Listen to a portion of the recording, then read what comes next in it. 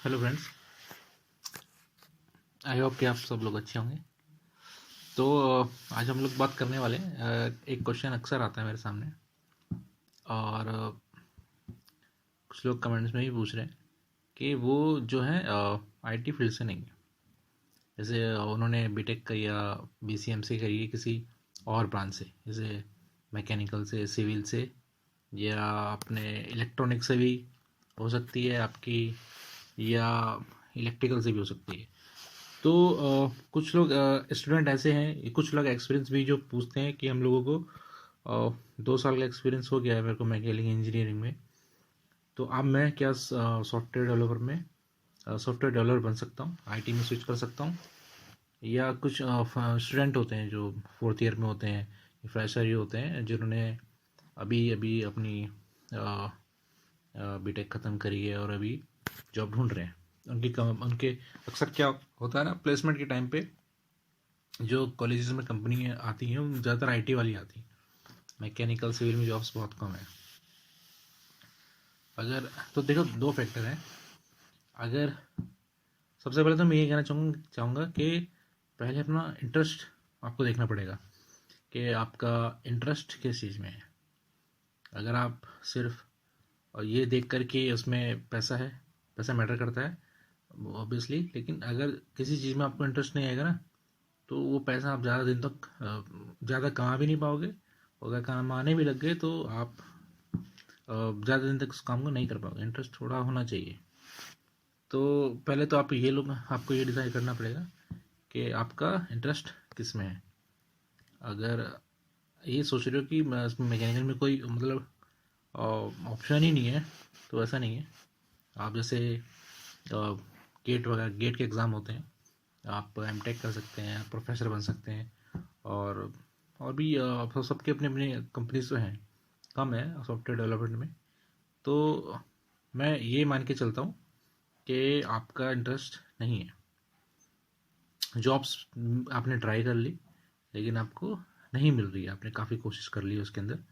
तो मैं यही मान के चल रहा हूँ कि आप लोग अपनी ब्रांच में, जो आपकी कोर ब्रांच है, मैकेनिकल सिविल इलेक्ट्रिकल, इसमें आप लोग नहीं जाना चाहते।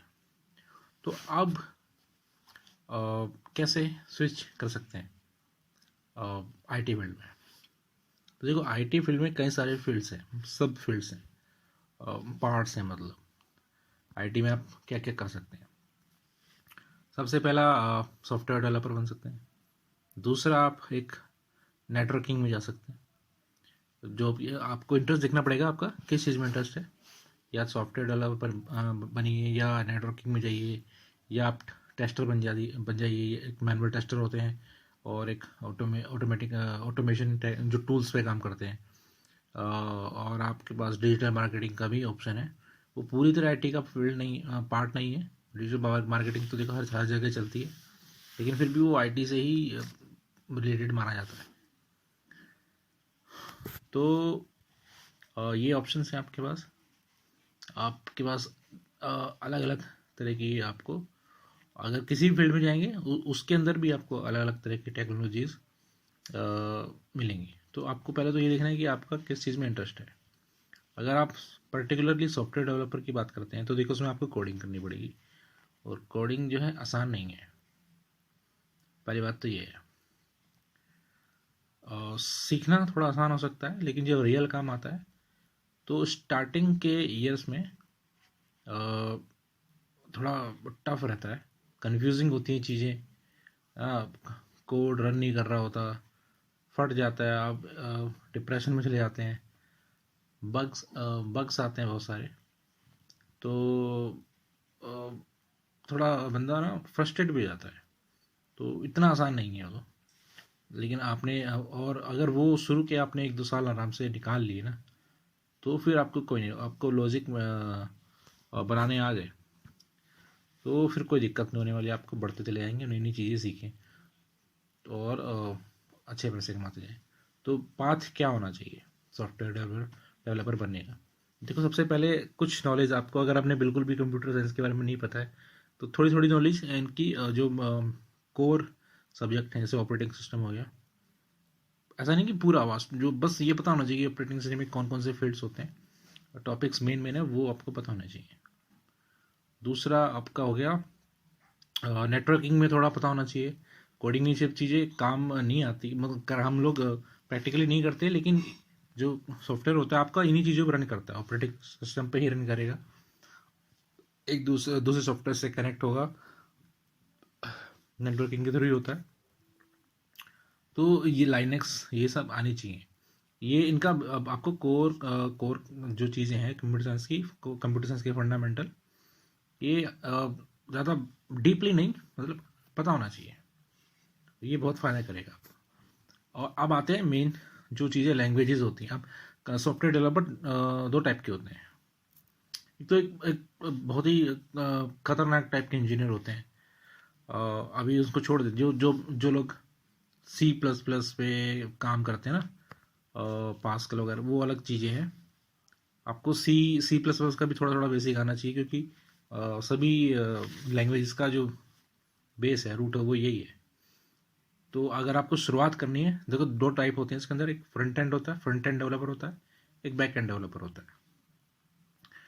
फ्रंट एंड डेवलपर वो होता है जो आप, जैसे अगर आपको ये सॉफ्टवेयर बनाते हैं या वेबसाइट बनाते हैं, जो दिख रहा है आपको, वो फ्रंट एंड डेवलपर का काम होता है।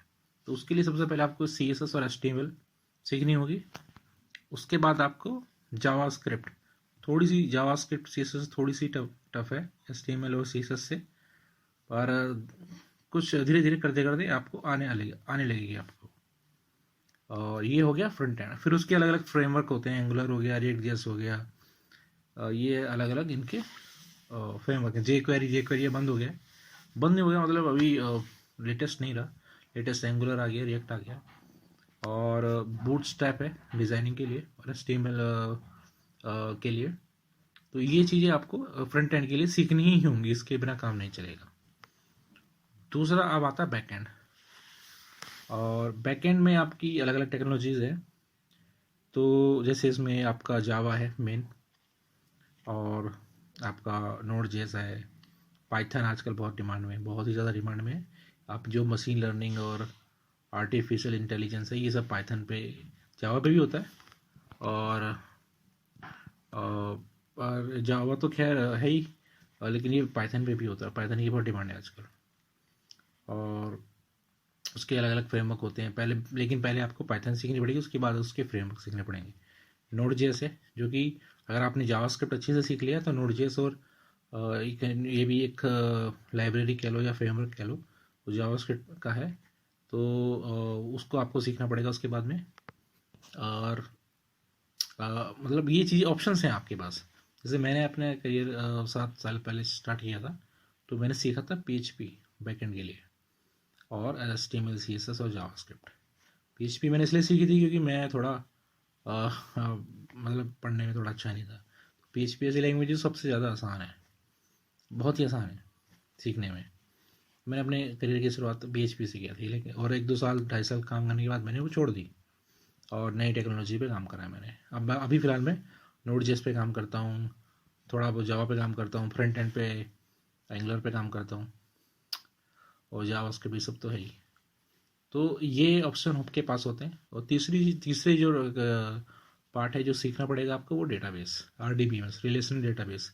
आजकल NoSQL भी आ गए हैं जो कि रिलेशनल नहीं होते, जैसे MongoDB हो गया, और आपका अगर RDBMS की बात करें तो MySQL हो गया, और आप ओरेकल, ये सब होता है। ये चीज़ें आपको सीखनी पड़ेंगी मतलब। और अगर लेटेस्ट ट्रेंड की बात करें, तो जो जिस चीज़ में रिलेटेड मैं काम कर रहा हूँ उसका काफ़ी क्रेज़ है मीन का। मतलब आपको ज़्यादा पैसे कमाने हैं तो आपको दोनों चीज़ें आनी चाहिए, फ्रंट एंड भी बैक एंड भी। अगर बैक एंड, क्योंकि कंपनी का अगर कोई ऐसा बंदा मिल जाए जो दोनों काम कर पा रहा है, तो उसके लिए बेस्ट रहता है। क्योंकि एक ही बंदे को, मान लो अगर 2 बंदे वो हायर करती है, एक फ्रंट के लिए एक बैक एंड के लिए, तो उसको 50-50 हज़ार रुपये देने पड़ेंगे मान लो, तो उसको कंपनी को 1 लाख का खर्चा होगा। अगर कोई ऐसा बंदा है जिसको दोनों काम आता है, तो वो उस कंपनी उसको 70,000 रुपये दे देगी, और वो भी खुश हो जाएगा, और उनकी कंपनी के पैसे बच जाएंगे। तो इस तरह के बंदे की काफ़ी डिमांड रहती है। लेकिन जो बहुत ही बड़े लेवल कंपनी होती हैं, वो स्पेशलिस्ट हायर करती हैं। और एंगुलर अगर कोई फ्रंट एंड का काम मत कर रहा है, तो फ्रंट एंड का ही हायर करेंगे, उससे वही काम करवाएंगे। लेकिन अगर आपके करियर स्टार्ट है, स्टार्ट ही कर रहे हैं, तो आपको ये सब सभी चीज़ें आनी चाहिए। और बाद में आप डिसाइड कर सकते हैं आपको कहाँ किसी एक पर्टिकुलर जगह पे ही काम करना है, किसी एक पर्टिकुलर फील्ड में ही काम करना है, तो आप उसमें कर सकते हैं। लेकिन स्टार्टिंग आपको दोनों से करनी पड़ेगी। तो अब ये आपको डिसाइड करना है कि अब ऐसा नहीं है कि आप हमेशा एक ही टेक्नोलॉजी पे फिक्स हो गए कि उसी पे काम करेंगे। वो डिपेंड करता है आपकी कंपनी, अगर सर्विस बेस्ड कंपनी है तो डिपेंड करता है कि जो क्लाइंट का प्रोजेक्ट आया वो क्लाइंट कौन सी टेक्नोलॉजी पे उस पर काम कराना चाहता है, तो वो आपको सीखनी पड़ेगी। हमेशा आप फिक्स नहीं रह सकते। जैसे मैंने स्टार्टिंग PHP से करी थी, मैंने बाद में अलग अलग टेक्नोलॉजीज भी सीखी हैं, तो वो रिक्वायरमेंट के हिसाब से मैंने सीखता गया और उन पर काम करता गया, काम आता जाता है। तो ये बात है, सबसे पहले आपको HTML CSS से शुरुआत करनी चाहिए। उससे पहले भी ये है कि आपको कोर आना चाहिए थोड़ा, ऑपरेटिंग सिस्टम क्या होता है, नेटवर्किंग क्या होती है, कंप्यूटर साइंस के फंडामेंटल्स क्या हैं, है ना। ये चीज़ें आप सीखेंगे तो। और कितना टाइम लगेगा इसके अंदर, मेन बात है कि स्विच करने में। देखिए, अगर आप कंसिस्टेंटली पढ़ते रहते हैं, मतलब प्रैक्टिस करते हैं, प्रोजेक्ट एक आपको रियल एक प्रोजेक्ट बनाना पड़ेगा। जब उस पर आप काम करेंगे ना, सिर्फ पढ़ने से काम नहीं होगा, वीडियो देखने से काम नहीं होगा। और वीडियो आपको बहुत मिल जाएंगे यूट्यूब पे ना, बहुत ही है, अच्छे अच्छे ट्यूटर आप मिलेंगे आपको। किसी भी लैंग्वेज में आपको मिल जाएंगे, उसकी कोई दिक्कत नहीं होगी। तो आप खुद एक इन चीज़ों को सीखिए, 2-4 महीने, 6 महीने, 7 महीने लगाइए, किसी प्रोजेक्ट पे काम करिए और अपने उस प्रोजेक्ट को रिज्यूम में डालिए और जॉब्स के लिए अप्लाई करिए। तो मैं गारंटेड आपको बता सकता हूँ कि अगर इन चीज़ों पे आप करेंगे ना काम, तो आराम से आपकी जॉब बन जाएगी। शुरू में हो सकता है कम पैसों की लगे, कोई दिक्कत नहीं है। हो सकता है आप अच्छी कंपनी में आपका प्लेसमेंट हो जाए। तो ये मतलब अभी जो मैंने आपको एक होता है ना कि अगर फ्रेशर है, मान लो कोई बंदा फ्रेशर है, तो उसके लिए एक पर्टिकुलर फील्ड मैटर नहीं करता है। और अगर करना चाहते हैं जैसे किसी पर्टिकुलर लैंग्वेज में ही जाना चाहते हैं आप, पाइथन में ही जाना चाहते हैं, तो अच्छी बात है।